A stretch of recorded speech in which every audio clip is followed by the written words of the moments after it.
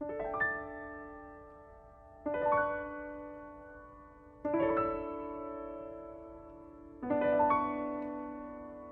patrimônio cultural em pauta pelos 1080 AM. Momento do Patrimônio. Produção e apresentação: Guta Teixeira e Diego De Vincenzi. Boa noite, ouvintes da Rádio da Universidade. Momento do Patrimônio encerra hoje a série de 3 programas sobre o curso de História da Universidade Federal do Rio Grande do Sul. Nossa convidada é Mara Rodrigues, professora dos cursos de graduação e pós-graduação e do mestrado profissional em História da URGS.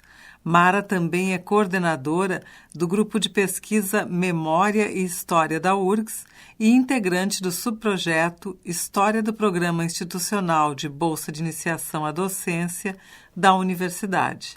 Boa noite, professora. É um prazer recebê-la novamente. Boa noite, Guta. Boa noite, Diego. Professora, no programa da semana passada, a senhora traçou o perfil dos professores do curso de História dos anos 40.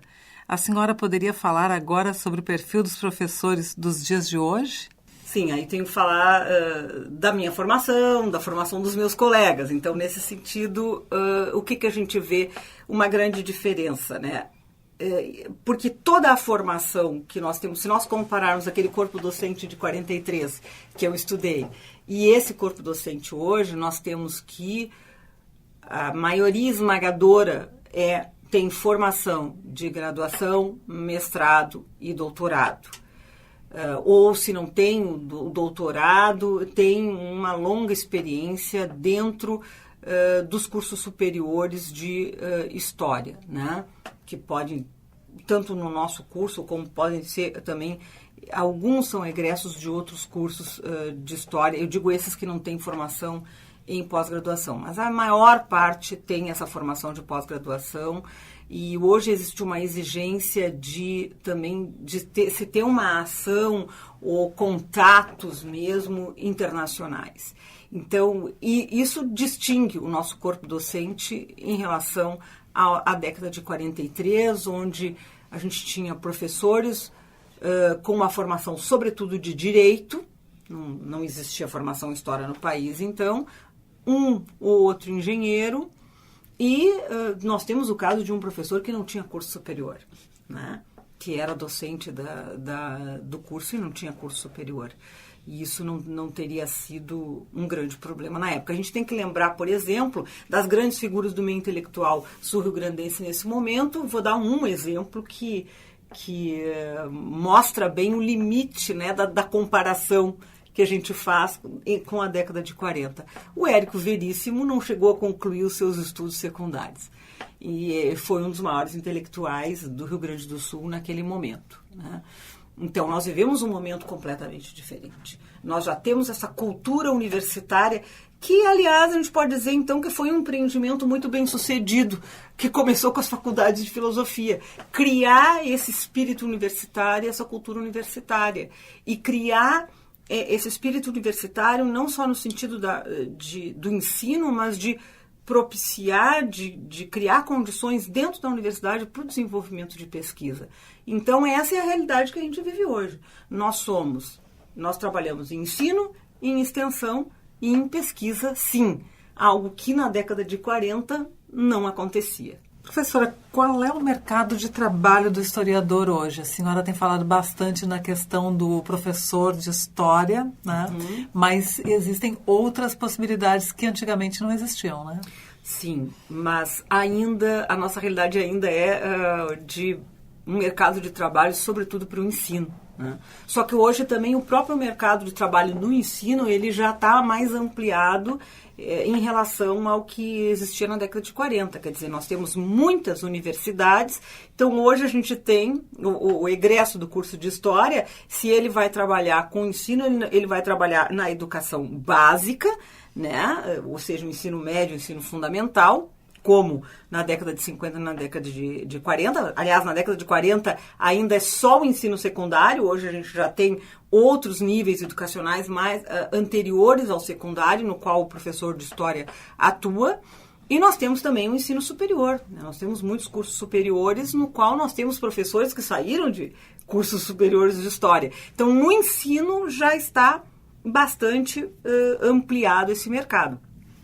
E nós também temos algumas instituições culturais. Eu diria que, infelizmente, no Rio Grande do Sul, a gente ainda não tem tanto espaço. E eu acho que isso tem a ver com uma estrutura modesta do Estado do Rio Grande do Sul no que diz respeito à cultura, no que diz respeito aos museus e às instituições culturais.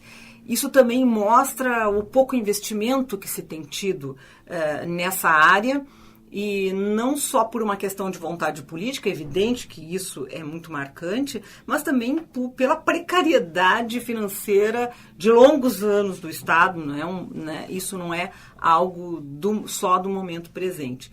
Então, por aí, nós vemos, por exemplo, no Rio de Janeiro, se tem uma atuação mais diversificada do historiador em instituições culturais, até porque foi a nossa capital federal, ainda é uma capital cultural, digamos assim, do Brasil, e lá a gente tem Museu Nacional, a gente tem várias instituições de cultura, vários museus, usei aqui o exemplo do Museu Nacional, talvez não seja o melhor, porque é um museu dentro da universidade, né? Mas nós temos uma diversidade muito grande de instituições daí que podem contar com o trabalho do historiador. Aqui também a gente tem algo recente, que, então não ligado tanto a essa estrutura pública, digamos assim, de financiamento de instituições culturais, mas pensando mais em questões sustentadas pela iniciativa privada. A gente vai ver uma preocupação crescente nos últimos anos, eu diria nos últimos 15 anos, com as memórias institucionais ou memórias empresariais. E por aí nós temos tido um espaço para os historiadores atuarem. Então, não só os professores, sim, os professores também têm formação para atuar nessa área, mas também aí um espaço para o historiador formado com bacharelado também. Quer dizer, lógico, não é exclusivo para o bacharel esse espaço, mas aí também se vê essa possibilidade.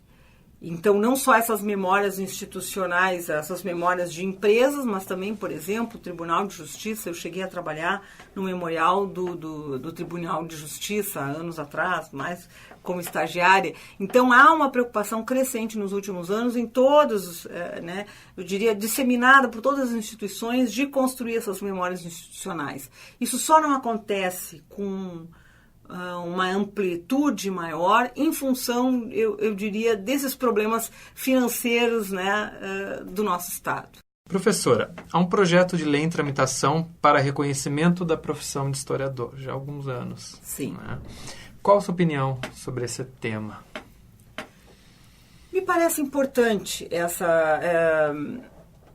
a regulamentação da profissão de historiador, porque nós tivemos um debate muito interessante ao longo desses últimos anos em torno dessa questão, porque, afinal de contas, o que um historiador tem que saber, ou quais são as competências que tem que ter o historiador para escrever sobre história e para pensar a história. Então, aqueles, por exemplo, contrários à regulamentação da profissão invocavam, por vezes, a seguinte questão, e invocavam com uma certa pertinência, de que o passado não é monopólio do historiador. Então, o historiador lida com o passado, lida com a memória, mas ele não é o único a se interessar ou a poder olhar para esse passado com um olhar mais crítico. Por que outros estudiosos não poderiam fazê-lo também? Então, como é que vai se produzir, por exemplo, uma história da arte? Será que um artista não tem algumas competências super importantes para pensar a história da arte que talvez um historiador nem sempre tenha? Então, esse tipo de questionamento, ele esteve, né, nessas discussões sobre a profissionalização do historiador. Então, que pesem esses argumentos que têm a sua validade, que eu não descartaria de todo, me parece que tem uma questão importante aí que a profissionalização ela contribui, que é para nós garantirmos que haja, então, algumas questões mínimas que esse olhar para o passado deva, então, levar em consideração.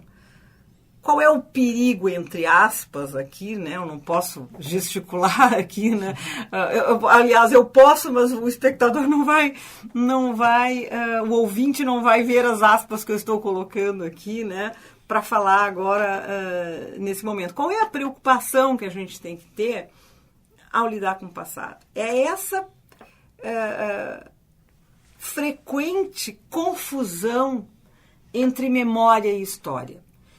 Então, o historiador ele está mais preparado do que outros intelectuais e pensadores que vão olhar para o passado. Ele vai estar mais preparado para perceber essas armadilhas que a memória pode nos pregar. E que armadilhas são essas? Quer dizer, esse deslizamento nessa postura crítica que o historiador tem que ter em relação ao passado. Esses cuidados que o historiador tem que ter para não construir versões laudatórias, por exemplo, do passado. Eu falava antes aqui das memórias institucionais e eu falava em memórias institucionais justamente por essa questão. Porque quando um historiador é contratado para trabalhar a memória de uma determinada instituição, ele está atendendo a uma demanda da instituição por investigar o seu passado. Mas dificilmente essa instituição vai permitir ou vai gostar de ver um historiador assumir uma postura crítica dizendo, bem, essa instituição durante o período militar teve uma atuação muito equivocada. Então, o historiador ele vai estar mais preparado para lidar com esse tipo de situação delicada que é não produzir uma memória laudatória, né? Não deixar de ter o espírito crítico, mas, ao mesmo tempo, poder atender a uma expectativa da instituição que não quer ver o seu pior momento, né, como o mais representativo da sua memória. Então, uma trajetória difícil e é por isso também que os historiadores, durante muito tempo, procuraram evitar esse tipo de memória institucional, com uma certa razão, pelo receio dessa confusão da memória da história. Então, aí há toda uma questão ética que o historiador, formado nos cursos de história, ele está mais preparado para lidar com elas do que aquele membro de uma determinada instituição ou de um determinado grupo que resolve construir a memória da sua instituição, né, às vezes com toda boa vontade, mas ele não está tão armado, digamos assim, contra essas armadilhas que a pesquisa pode nos trazer. Que elas acontecem também com o historiador, mas o historiador ele tem uma formação para lidar com essas questões. Muito obrigada, então, professora. Foi um prazer recebê-la aqui. Boa noite, professora. O prazer foi meu. Eu que agradeço o convite. Espero ter contribuído aí, então, para o programa de vocês. Sem dúvida.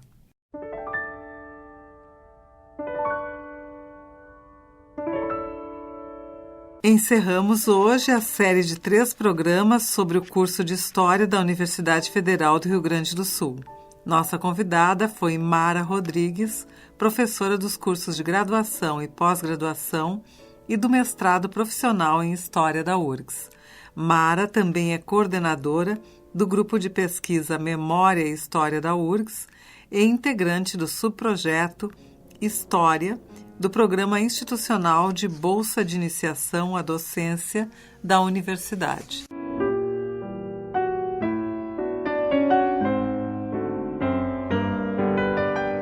Momento do Patrimônio é uma realização do setor de patrimônio histórico da Superintendência de Infraestrutura da URGS. Produção e apresentação, Guta Teixeira e Diego De Vincenzi. Gravações e edição, Kleber Trindade. Mesa de áudio, Jefferson Gomes. Voltamos na próxima terça-feira, às 20h30. Boa noite a todos e até lá!